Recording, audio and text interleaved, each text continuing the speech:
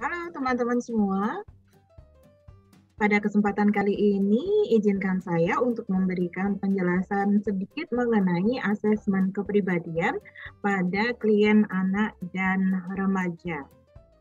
Ya, untuk bahasan topik kali ini lebih spesifik dengan cakupan pada anak dan remaja, karena untuk memahami kepribadian anak dan remaja ini kita membutuhkan perhatian yang lebih ekstra. Baik, kita awali dengan apa saja yang akan kita bahas dalam video ini. Yang pertama berkaitan dengan perspektif asesmen, kemudian proses asesmennya. Dan kalau ini berkaitan dengan tes psikologi, nanti kita juga akan bahas barangkali di bagian yang pertama ini atau di bagian yang kedua, gitu ya. Nanti diikuti saja alurnya. Kemudian yang terakhir berkaitan dengan simpulan, ya, untuk asesmen pada kepribadian anak dan remaja ini. Baik, kita awali dengan perspektif assessment, gitu. Nah,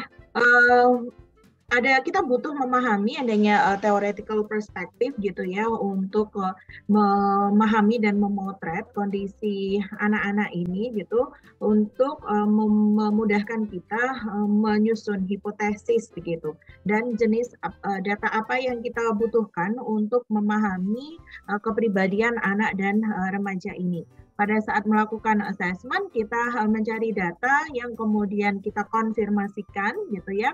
Nah, dan di sini kita mengesampingkan berbagai hipotesis tentang sifat masalah anak dan proses yang menjelaskan perkembangan mereka gitu. Jadi kita memotret hal-hal spesifik begitu yang dapat kita amati atau cermati menggunakan berbagai metode assessment dengan dasar perspektif teoretis yang kita gunakan.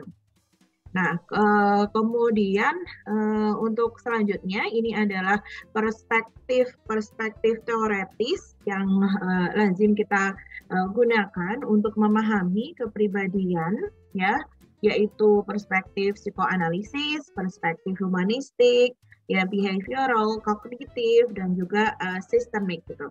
Pada perspektif psikoanalisis, nah di sini berfokus pada faktor-faktor yang menjadi penentu di mana itu tidak disadari dari gejala anak-anak yang tidak dapat diamati secara langsung, namun dapat disimpulkan dari proses proyektif dan fantasi anak-anak begitu.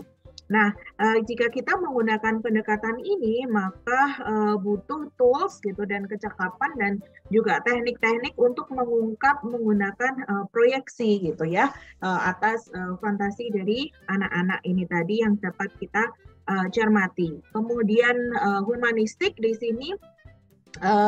Psikolog ya, dengan pendekatan humanistik ini akan membantu proses penemuan diri, namun tidak memaksakan begitu ya. Artinya memberikan kesempatan kepada anak untuk secara ekspresif mengungkapkan begitu ya. Sehingga proses penilaian atau judgement ini sebenarnya minimal sekali dengan pendekatan humanistik ini, melainkan lebih pada pemberian kesempatan untuk ekspresi diri. Nah, pada behavioral, psikolog dengan orientasi behavioral di sini memahami bahwa psikopatologi pada anak atau problem anak di sini berkaitan dengan proses belajar sosial ya. Ada proses belajar di mana di situ proses belajar sosial juga memegang peran yang sangat penting. Nah, kemudian pada pendekatan kognitif di sini berkaitan dengan proses penalaran pada anak-anak. Nah, di sini tentu kita mempertimbangkan usia anak ya, sejauh mana kondisi kognitifnya sudah berkembang. Nah, kemudian pada pendekatan sistemik di sini anak-anak kita lihat sebagai bagian dari konteks begitu. Ya, konteks dalam keluarga di mana keluarga juga dilingkupi konteks sosiokultural yang melingkupinya, di mana di situ mengembangkan nilai-nilai pada semua anggota keluarga yang juga akan bisa kita amati dan cermati dari interaksi antara satu anggota keluarga dengan yang lainnya. Selanjutnya, Nah, kita mencoba menelisik juga dari sudut pandang organisasional ya, atau organizational perspective yang diungkap oleh Lahey dan kawan-kawan di tahun 2011, di mana kondisi psikopatologis yang berkaitan dengan anak dan remaja dalam hal ini sesuai dengan tahapan dan proses perkembangannya. Nah, di sini ada merupakan puzzle gitu yang harus kita temukan serpihan-serpihannya dan kita gabungkan untuk bisa mendapatkan pandangan secara menyeluruh gitu.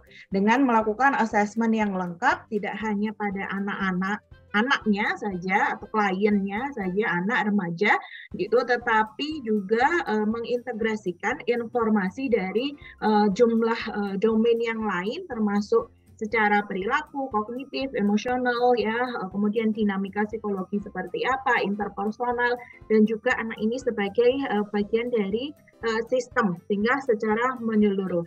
Anak bukan merupakan bagian dari bagian-bagian yang terpisah ini, tetapi menjadi sebuah sistem yang terintegrasi, terorganisir, dan dinamis. Artinya selalu berubah begitu ya kondisi si anak ini. Nah, kemudian kita lanjutkan dengan proses assessment ya. Proses assessment-nya seperti apa yang kita lakukan? Oke, kita cermati dari awal adalah menentukan tujuan assessment ya. Jadi psikolog di sini tidak berasumsi bahwa waktu beberapa jam yang akan dapat sepenuhnya memahami sifat dan asal-usul masalah ini kayak simplifikasi ya jatuhnya, tetapi kita melihat kekayaan data itu secara bertahap gitu ya. Pemahaman terhadap proses akan mempermudah pelaksanaan assessment itu sendiri. Ada step-step yang harus kita ikuti begitu ya, dan ini barangkali juga tidak sesingkat ketika kita melakukan assessment pada individu dewasa. Oke, yang pertama ada tujuan assessment, kemudian sumber data awal, ini tujuan dan sumber data awal ini kita coba berangkat dari keluhan dari kasusnya gitu, mengapa anak ini perlu melakukan diberi pemeriksaan psikologis begitu ya, pasti ada data awal gitu, misalnya dari keluhan orang tua atau dari pengamatan guru di sekolah mengenai performa anak di sekolah misalnya. Nah, itu sebagai data awal gitu, sehingga itu dalam tujuan assessment. Nah, kita sudah punya clue nih ya, kira-kira untuk selanjutnya assessment itu perlu menjawab pertanyaan apa saja gitu ya. Data yang mau kita peroleh, data yang mau kita gali itu seharusnya selaras dengan kebutuhan-kebutuhan atas data itu sendiri. Begitu. Kemudian kita dapat melakukan wawancara kepada anak ya, atau klien yang bersangkutan, baik anak maupun remaja. Dalam kita menghadapi anak ini tentunya dalam mindset kita ini berbeda dengan pada saat kita menghadapi klien individu dewasa begitu. Dalam menghadapi anak, yang paling penting untuk kita gunakan adalah perspektif perkembangan ya, pertimbangannya seperti apa kita kaitkan dengan tahapan perkembangan si anak ini, tugas perkembangan, kemudian kondisi aktualnya. Nah, misalnya apakah sesuai antara chronological age-nya seperti apa, perilakunya seperti apa, sosialisasinya seperti apa, begitu. Semuanya tidak lepas dari kacamata perkembangannya. Dan kemudian pemahaman berikutnya adalah tidak lepas dari nilai-nilai ya, konstruk sosial, keragaman budaya di mana anak ini tumbuh dan berkembang. Karena tentu saja hal itu sangat berpengaruh terhadap pembentukan pola pikir dan juga perilaku anak ya, dan berkaitan tentu saja pada akhirnya dengan kondisi emosional spesifik yang dialami oleh si anak ini. Nah, kemudian ketika kita mencermati tujuan dari assessment. Nah, Kita melihat berdasarkan tadi tahap perkembangan begitu ya, developmental psychopathology. Nah, itu perspektifnya untuk memahami formulasi kasus gitu. Formulasi kasus akan membantu untuk mensintesis, mengolah ya semua informasi yang diperoleh oleh psikolog, seperti apa permasalahannya, apa yang menyebabkan permasalahan itu muncul, mengapa hingga saat ini belum terselesaikan, ya.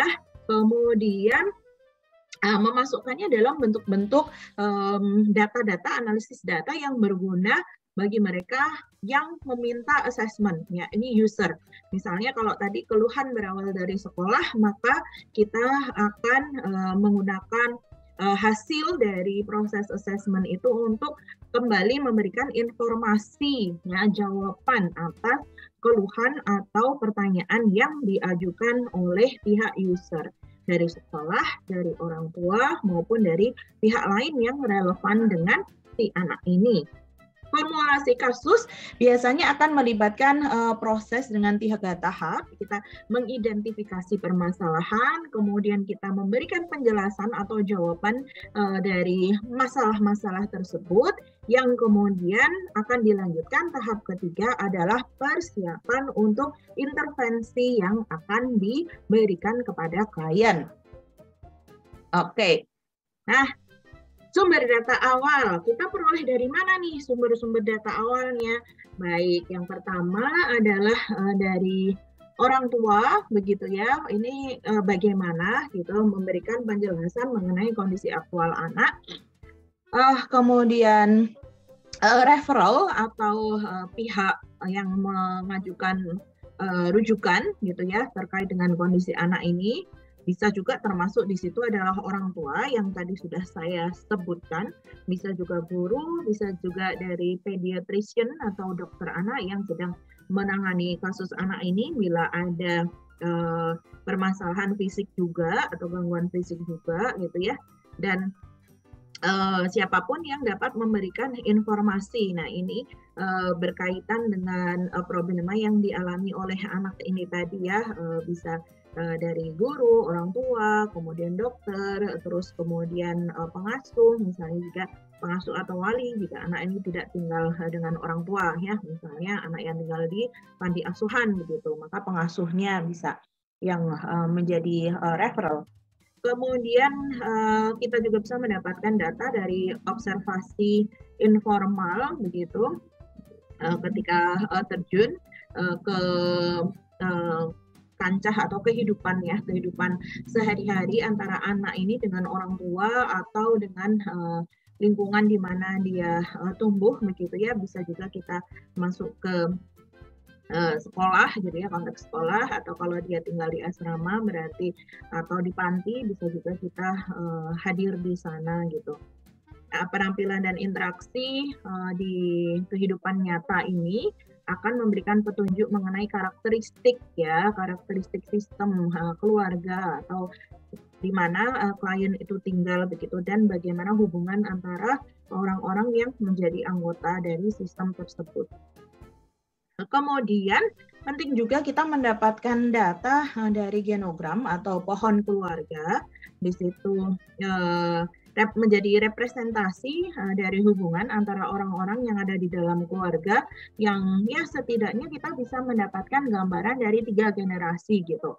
Kakek nenek, orang tua, kemudian yang selevel dengan orang tua barangkali ada extended family, paman, bibi begitu ya. Kemudian generasi ketiga adalah klien, saudara-saudara klien, sepupu begitu ya jika relevan dengan kasusnya, terutama jika keluarga ini tinggal bersama dengan extended family, keluarga besar.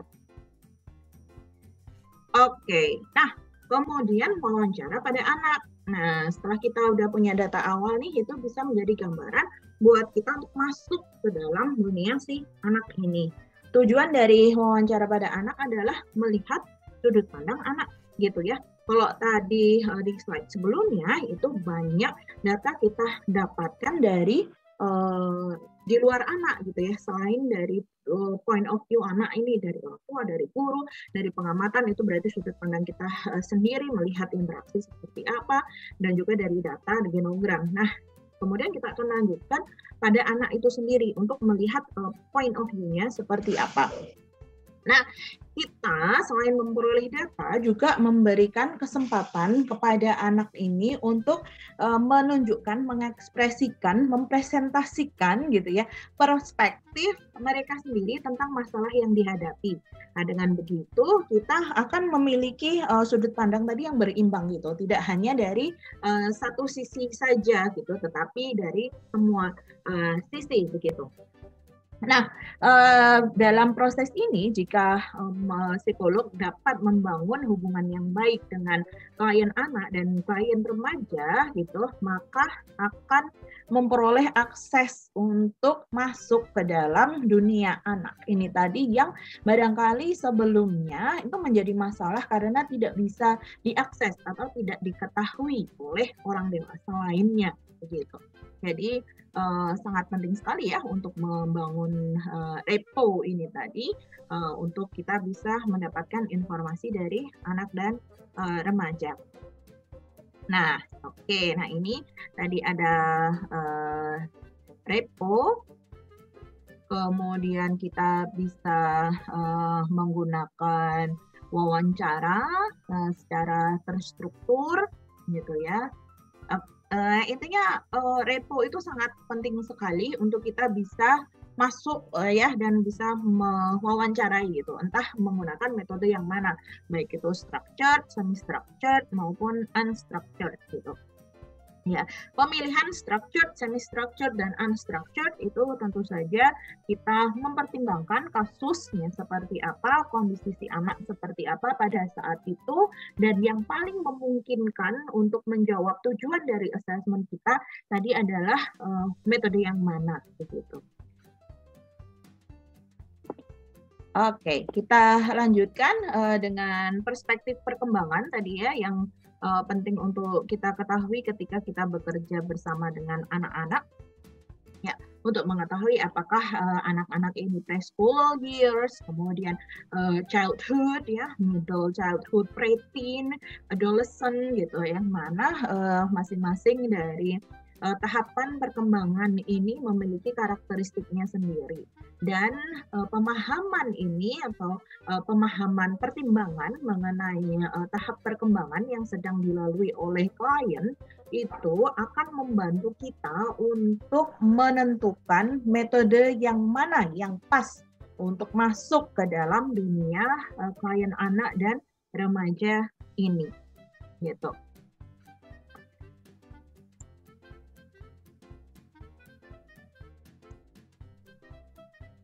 Oke, nah ini berkaitan dengan keragaman budaya yang penting juga menjadi data kita untuk kita cermati ketika berhadapan dengan anak, dan juga kalau berhadapan dengan anak kita otomatis akan berkaitan juga dengan keluarganya ya begitu. Ada identitas etnik ya di mana mereka tinggal itu juga bisa menyebabkan adanya cultural strain gitu berkaitan dengan identitas etnik ini kalau kebetulan menjadi etnis minoritas ya. Kemudian social economic status di situ akan berkaitan dengan kelas sosial juga gitu. Ini pada kita perlu cermati karena pada beberapa konteks dapat menjadi faktor risiko untuk anak ini mengalami permasalahan penyesuaian diri.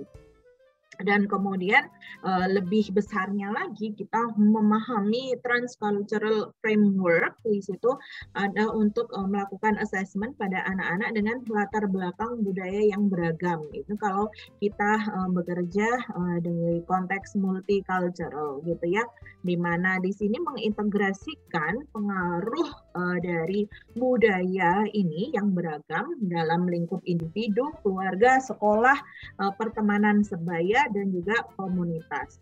Pada setiap area fungsi, salah satu tugas utama psikolog adalah menentukan sejauh mana anak ini mampu beradaptasi dengan apa namanya, tuntutan budaya gitu ya, atau kondisi keragaman budaya ini tadi, yang mana akan memberikan banyak rules atau norma gitu ya, dan dia akan tantangan untuk penempatan diri yang tepat ya, melakukan adaptasi ini lebih besar jika dibandingkan dia berada di kultur yang homogen. Oke. Selanjutnya adalah ketika tadi ada etnik gitu ya, kemudian sebagai keluarga minoritas, saya kira ini juga menjadi tantangan untuk psikolog ketika berada dalam sebuah pendampingan, proses pendampingan untuk anak-anak yang berasal dari keluarga minoritas. Di situ kita perlu menyelami, memahami adanya cultural beliefs dan practices begitu di internal keluarga itu, dari kultur aslinya dan kemudian dari kultur di mana keluarga ini saat ini tinggal begitu ya. Kemudian ini sangat erat dengan bahasa juga, bahwa bahasa itu akan menjembatani proses komunikasi. Nah, sehingga keterbatasan dalam language ya, ada language barrier di situ, akan menyebabkan kesulitan untuk saling memahami apa yang sebenarnya ingin diungkapkan atau disampaikan. Juga SES tadi yang sempat saya singgung, bahwa pengaruh status sosial ekonomi pada gaya hidup komunitas dan kemampuan untuk menyampaikan aspirasi. Nah, ini juga menjadi concern kita ketika kita bekerja dengan keluarga minoritas. Oke, semuanya itu kemudian akan kita rangkum ya, kita sintesiskan dari beberapa model tadi, atau dari beberapa cara assessment, kemudian theoretical perspektif yang kita gunakan untuk memahami kasus tersebut, sumber-sumber datanya apa saja, kemudian kita memahami dari sisi sosiokultural juga gitu ya, untuk kita catat menjadi sebuah laporan assessment yang efektif membantu pembacanya, siapapun itu yang kita tujukan untuk membaca laporan ini tadi, memahami anak dan menghasilkan ide-ide atau gambaran begitu ya, untuk memahami kasus ini dan mencari tahu intervensi yang paling efektif itu apa. Baik, sementara itu untuk bagian 1 kita akan lanjutkan pembahasan mengenai assessment pada anak, khususnya berkaitan dengan assessment kepribadian pada video di bagian kedua. Terima kasih sudah menyimak. Sampai ketemu lagi di bagian kedua dari video ini. Salam.